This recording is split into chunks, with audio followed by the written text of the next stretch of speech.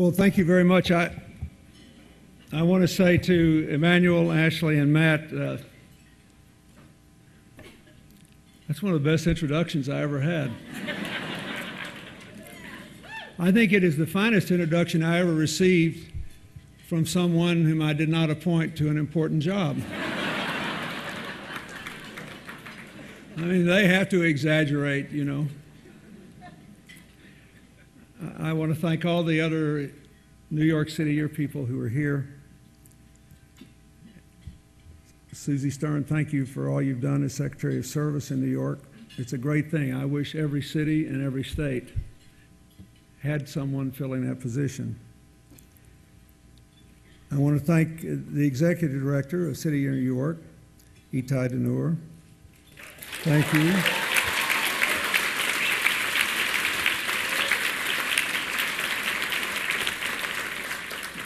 Board Chair Stephanie Mudik, thank you for your service.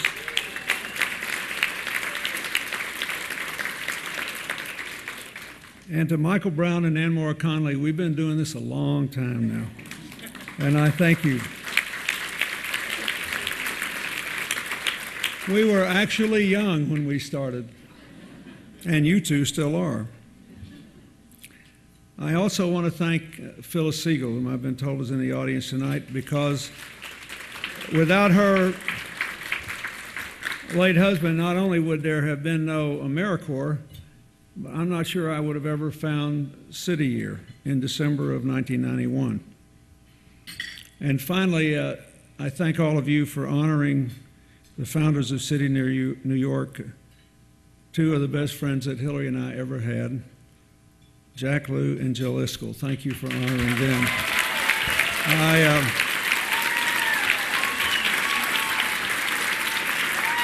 Some of you know,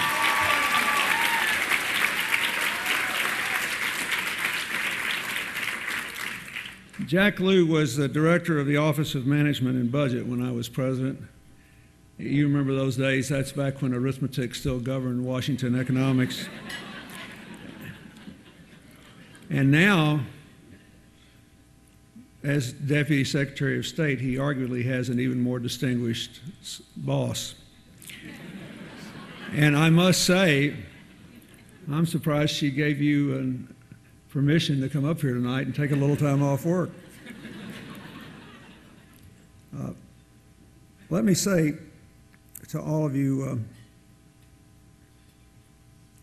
this, I think, is the 5th year in a row I've spoken at the City Year annual meeting.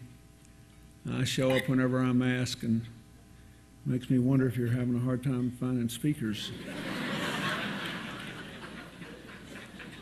I am really a retread, you know, ever since I told Hillary, at the moment President Obama took his hand off the Bible and taking the oath of office, at that very moment, I had been out of the White House longer than I was in it. And it made me feel sort of creaky, you know. But it really makes the point that I wish to make. This Sunday, there'll be a story in the New York Times Sunday magazine principally about the work I do now. But the author, journalist Peter Baker, said to me, he was traveling around Latin America with me, and he said, you know, these trips you're taking now, they don't remind me of the trips you took as president. You know, you go see the world leaders, and, you know, when you're in a country, you spend a few minutes with them. Then you go out way in the country somewhere and sit in some little village and talk to people about the problems that they're facing. And he said, it's much more like the trips your wife took when you were president. And I said, that's right, we've changed roles now. You know, she's in government and I do this non-governmental work. The other day, a friend of mine was coming to a meeting that I had, and he has a child that just turned 5 and who never paid attention to politics for the election last year.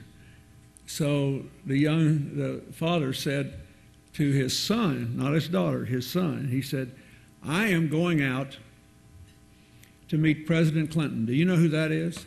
And the kid said, yeah, that's Hillary's wife. How great is that? So And I actually loved it. I loved it.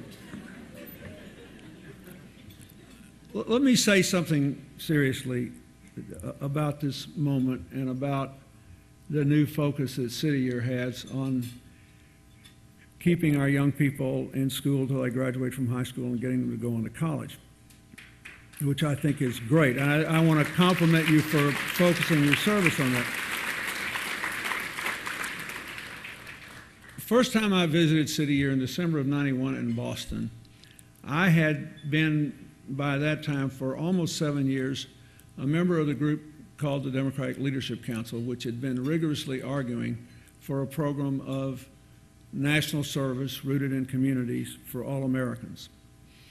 And back in the 80s, we actually dreamed of making it available to any young person who wanted to do so.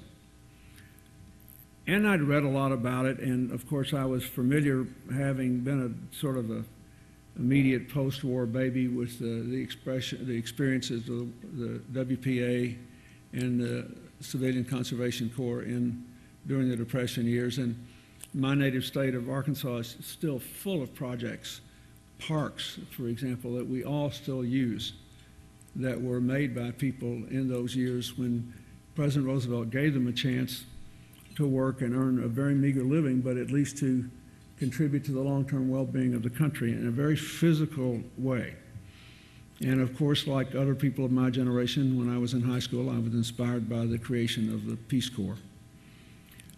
But I didn't know exactly what I wanted community service to look like until I visited the AmeriCorps office in Boston. And I met with all these young people, and there were young people who were taking time off from Harvard, and one young man I met who was given the choice of serving in AmeriCorps or going to a detention center. And they were working together. They worked with children, and they worked out with senior citizens. They were trying to make themselves useful and to learn and grow personally by serving others.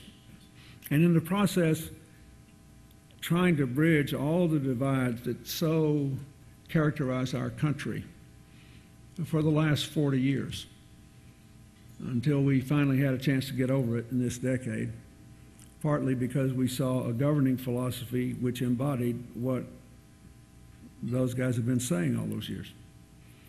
And that's the only political thing I'm going to say. America is a different country now because for about the last 10 years, our growing ethnic and religious and cultural diversity, and our growing understanding that in an interdependent world, we have to find solutions that offer shared benefits and shared responsibilities. And the growth of non-governmental organizations like City Year, those three things together have combined to make America, whether you're a Democrat or a Republican, whether you consider yourself a conservative or a liberal, we are a more communitarian country.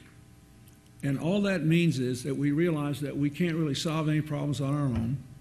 We can't really divorce ourselves from problems around the corner or around the world. And whether we like it or not, we're going up or down together. That's all that means. But that is a very big all.